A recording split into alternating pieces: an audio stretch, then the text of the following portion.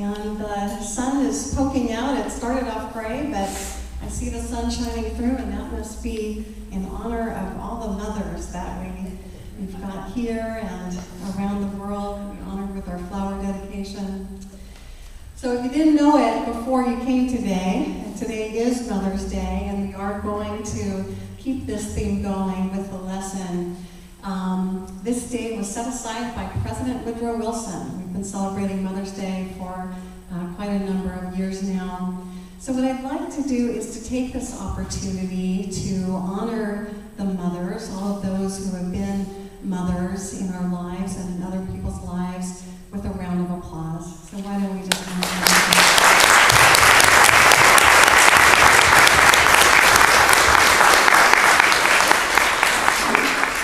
And while we're thinking about mothers, while we're holding a particular person in our hearts, I want us to broaden that definition a little bit. So why don't we now think about all the mothers that we know who might be in our own life who have played a mothering or a mentoring role. Someone who has nurtured children, stepchildren, nieces, nephews, students, a cause. There are many, many wonderful women out there who have played such an important mothering and mentoring role. So let us silently just honor them in our hearts. And now let's expand that definition even further to include the men here in this room and in the world at large, who also have played a mentoring or a nurturing role to a child, to a cause. Let's hold them in our hearts right now and honor them. And we want to thank these people, all of these people, for their nurturing, creative energy that they have given perhaps to us individually or to our world at large. Because this power is what we're going to be exploring today. What it is, this nurturing, creative energy, it's what we're going to call mother power. And we're going to look at how we all have that inside us. And we're going to look at ways in which we can bring that out even further. And before we go there, I want to start with a Mother's Day joke.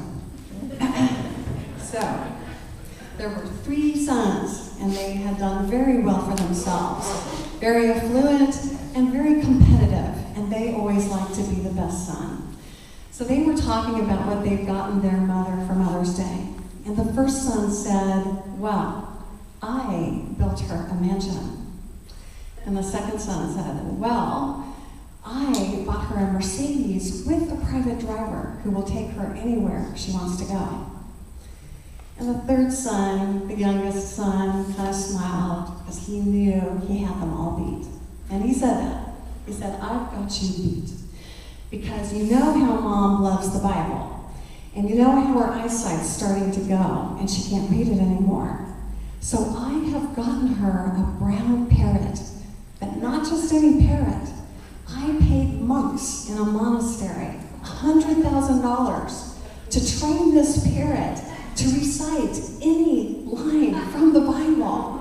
All she has to do is ask for the chapter, the verse, and that bird will recite the line from the Bible." So, they all gave the mother these gifts, and the mother wrote them each a thank you note. And to the first one she said, "Milton, the house that you built is so huge. I only live in one room, and I have to clean the rest of it."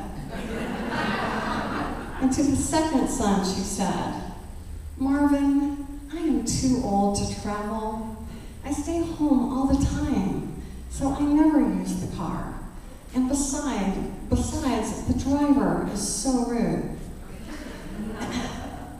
To the third, the youngest son, she wrote, "Dearest Melvin, you were the only son to have the good sense to know what your mother likes. And that chicken was delicious."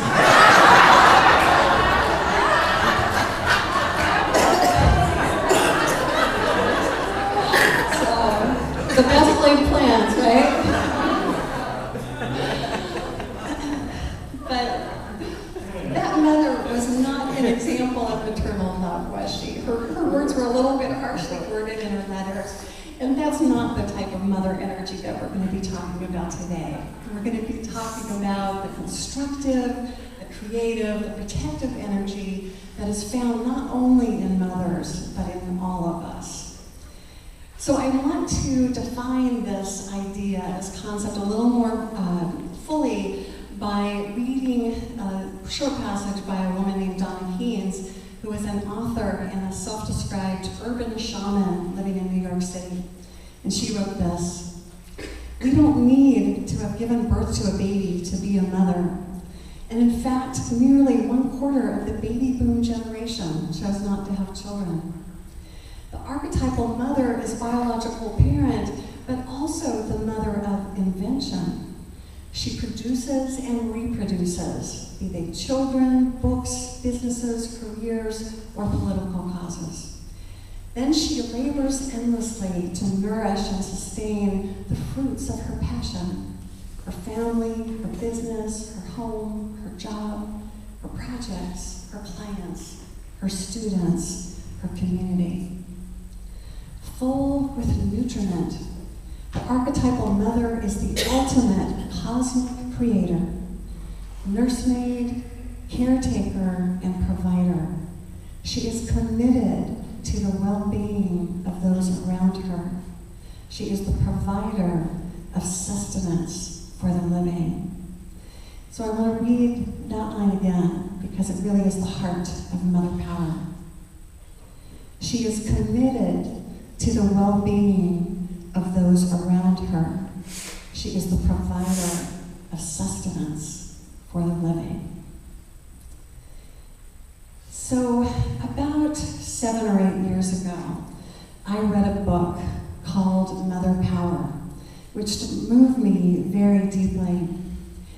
And in the book, which was written by a woman named Jacqueline Horner Plumez, she outlines aspects of that force that, as we just heard, is committed to the well-being of those around her. What is that force?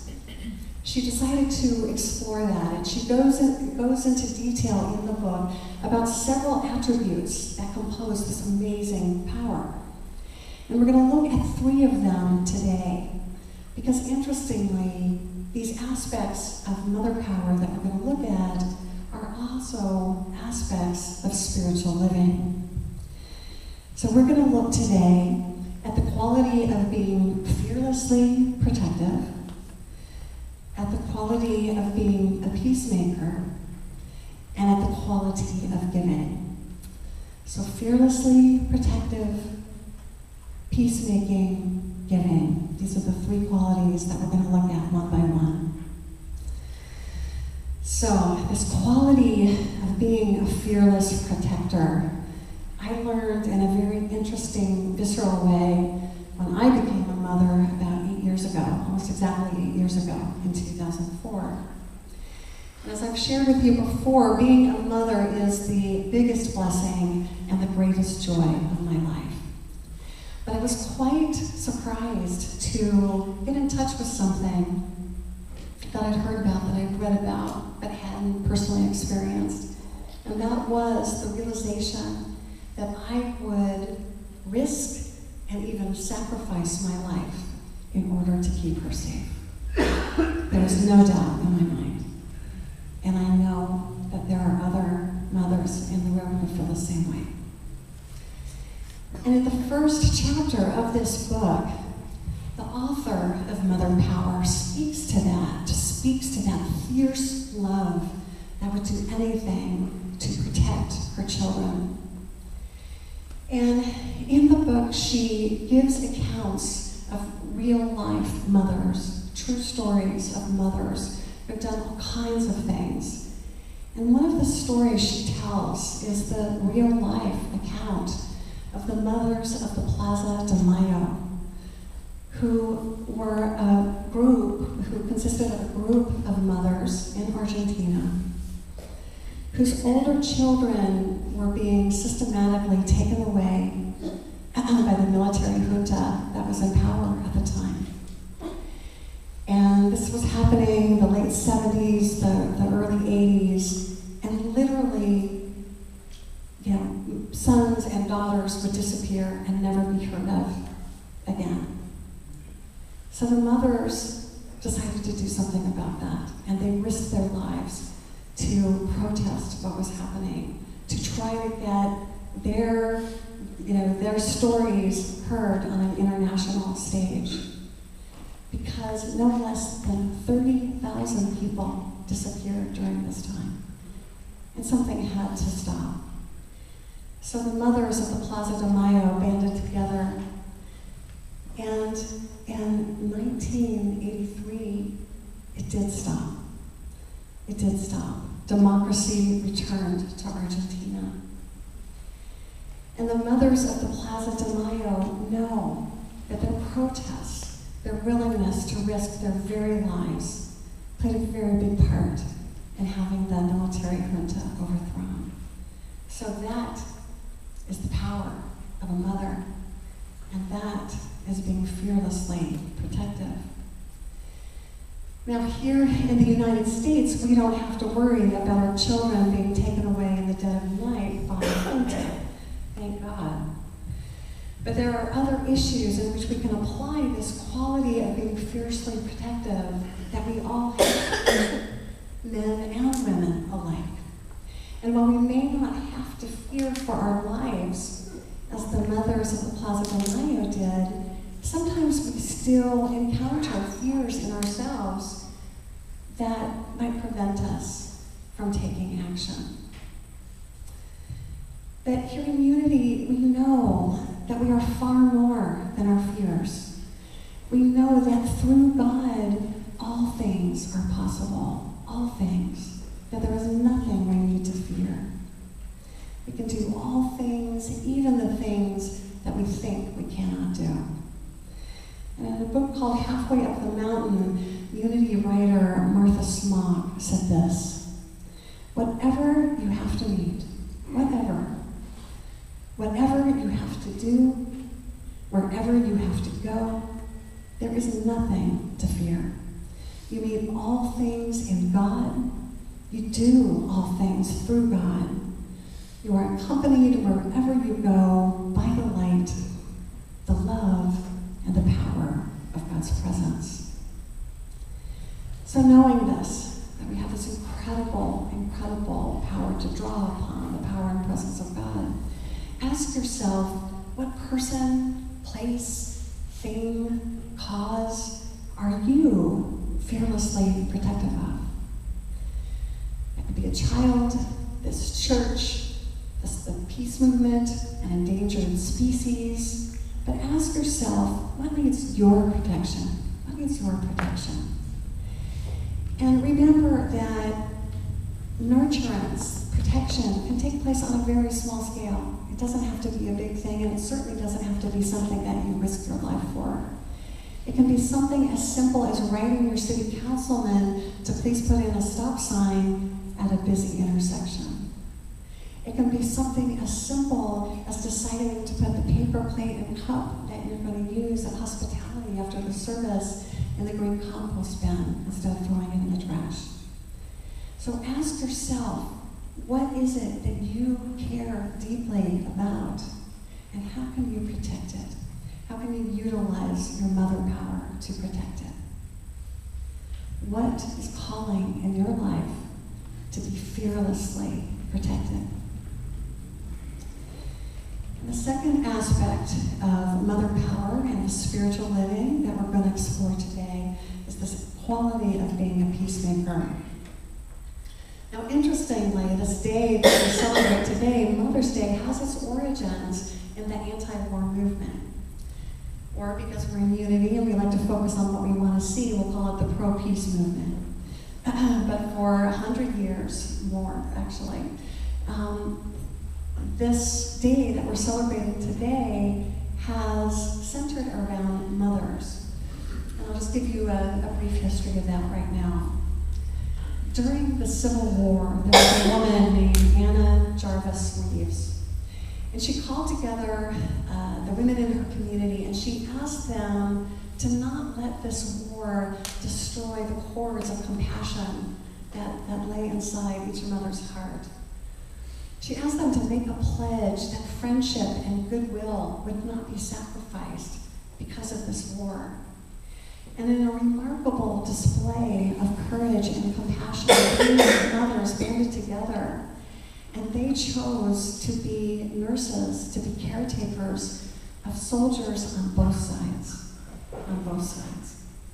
And as if that wasn't enough after the war, they continued this work, and they held meetings to bring together families across the Mason-Dixon line. So you can see that the origins of Mother's Day have their roots in peacemaking. And a little later, Julia Ward Howe, who was the author of the Battle Hymn of the Republic, added to that momentum. Because as the Civil War progressed, she began to see the terrible price of the conflict. And despite the sort of militant energy that she infused the words of that hymn with, she thought, we cannot continue this way. She saw the terrible devastation that the Civil War was bringing to mothers everywhere. And so she began to organize what she called Mothers' Peace Days, which were celebrated annually at the beginning of June. And her basic conviction was that though the world be divided by conflict and war, there is something binding the mothers of the world together, that the mother power that every mother around the world could draw upon would unite us as one family. So it's a very important aspect of mother power, this idea that it has to do with being a peacemaker, with standing for peace, with not allowing the challenges of the world destroy our very children. And again, we in Unity have some important tools to help us in becoming peacemakers, both men and women. There's a wonderful Unity minister and author, many of you are familiar with, Catherine Ponder, who talked about our secret weapon. She called it a secret weapon, something that we can use to help create peace. She said, affirmative prayer and affirmative attitudes constitute a secret weapon for individual peace as well as for world peace. So affirmative prayer, what we learn in Unity, affirmative attitudes, that these can be great, great tools that we all can use to create peace in our own lives and in the world. So I invite you now to reflect a few moments on peace and on your role as a peacemaker in this life. I invite you to ask yourself, am I a peacemaker? Where am I doing a good job of peacemaking? And where might I do a little more work? Where can I do a better job of being a peacemaker? And please remember that in this area too, small things can add up. It doesn't have to be a big thing. A smile at someone that you meet as you're leaving the church today could change their whole day. So ask yourself, where in your life can you be a peacemaker? And finally, the third aspect of mother power that we're going to look at today is giving. And in this book, the author opens this particular chapter with a joke from the internet that goes like this. Do you know what would have happened if it had been 3 wise women instead of 3 wise men? And goes on to tell us. They would have asked directions, arrived on time, helped deliver the baby, cleaned the stable, made a casserole, and brought practical gifts. No frankincense and myrrh, if women had been in charge. So mothers do know how to give, don't they? But all of us do, when we tap into our mother power. And we know that whether male or female, when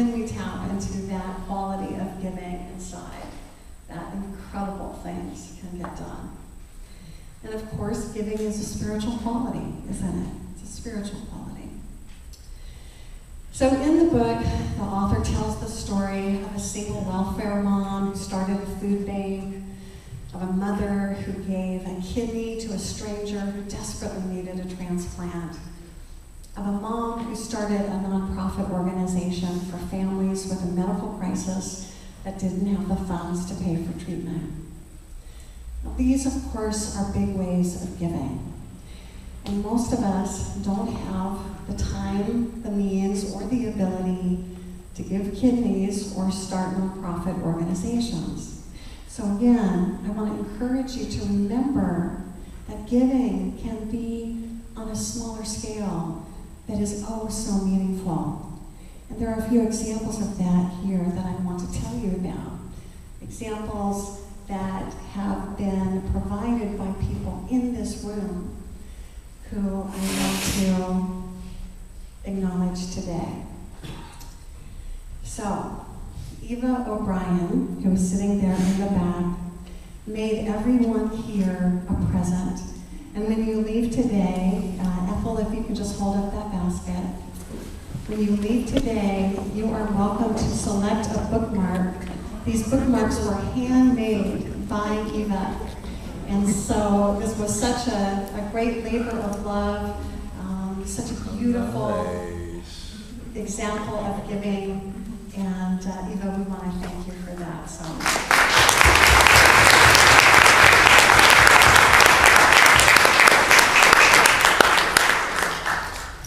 We also have the example of giving that is provided by Evelyn Forrester, who was my worship assistant today. And Evelyn not only brought the beautiful baskets that you will be buying raffle tickets for after the service, she made them. They are such an art, they're works of art.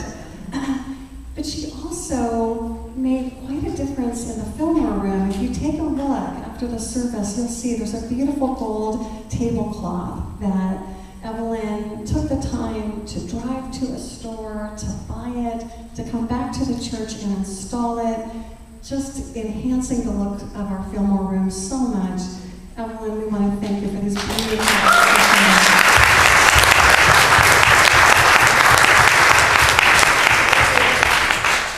And there are more. Brian Lance, who right now is helping me by videotaping this lesson. And members of the Social Events Committee, as Evelyn mentioned, which is headed by Valerie Hatfield, who spent their time, their treasure, and their talent cooking up wonderful delicacies for you to enjoy after the service. And for choir coordinator Elizabeth Barr and the members of the choir,